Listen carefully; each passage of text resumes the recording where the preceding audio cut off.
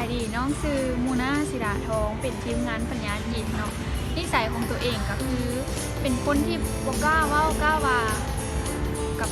คนอื่นที่บ่รู้จักแต่หากสนิทกับหมู่ก็จะเป็นคนที่เว้าเก่งในระดับหนึงแล้วก็ขี้อายแบบ สิ่งที่ได้เห็น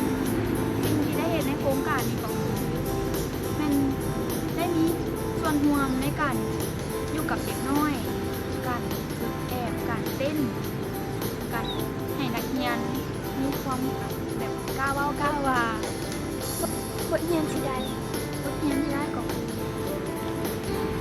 บ ทเรียนที่ได้จากปัญญาจิต ก็คือได้เข้าใจถึงความเป็นมาภารกิจของโครงการเนาะแล้วก็ได้พูดถึงการสอนการวางแผนสิ่งที่ท้าทายก็คือได้พูดถึงนิสัยเด็กน้อยหลายๆ คนที่มีความแตกต่างกัน